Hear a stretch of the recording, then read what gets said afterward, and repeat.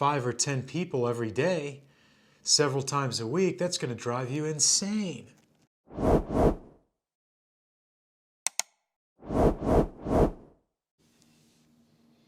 You've been on 30 castings in a row, one after the other. You learned the lines. You performed. You gave it your best. You did everything you could, and you got rejected each and every single time. Every time you got rejected. Why did you get rejected? Did you suck? Maybe you sucked. It's a good possibility. Or what you hear a lot is, you just weren't the right fit. You weren't what we were looking for. You weren't the right type.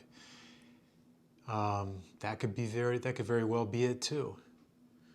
It could be thousands of different things. Who knows? Who knows?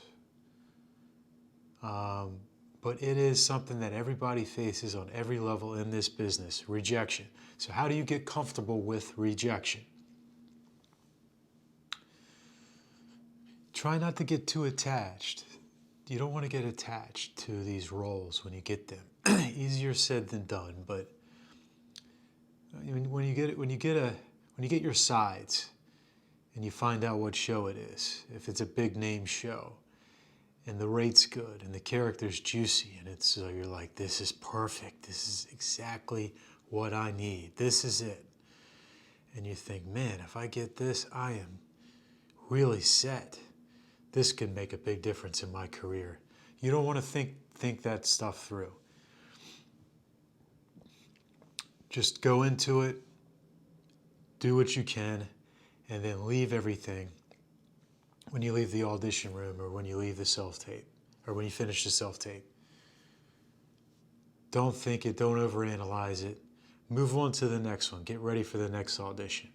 What a lot of actors like to do is to throw their sides away.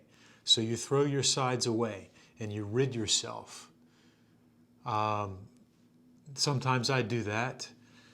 One thing that I definitely do, that I suggest, is do not talk with others, your friends or family, about your castings. Don't tell people when you have a casting, because they're going to be excited for you and they're going to be curious.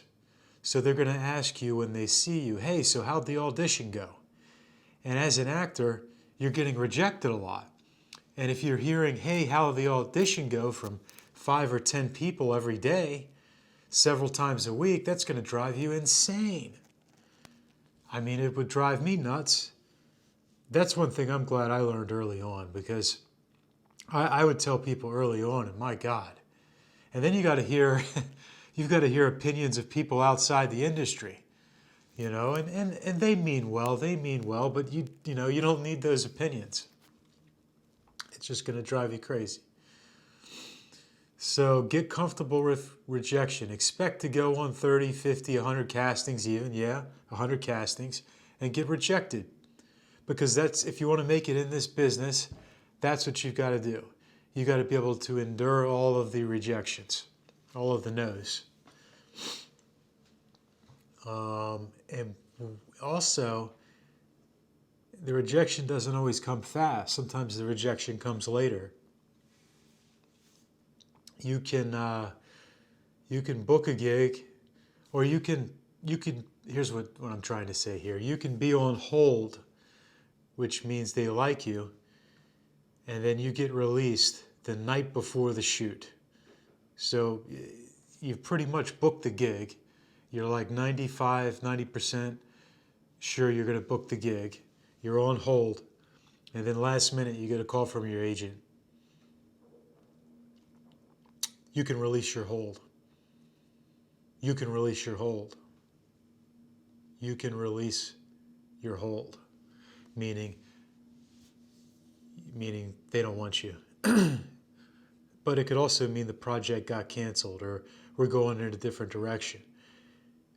Often they're casting these gigs and they can totally change what they're doing. They write a different character in, or they just axe the scene, and it's not your fault. It's not your performance. So never take it personal. Never take it personal. So get comfortable with Get comfortable with rejection. Get comfortable with not booking the gig, from not hearing from your agent, because that's a big part of this business. All right, like and subscribe for more content. More content is coming. Like and subscribe for more content. See you soon.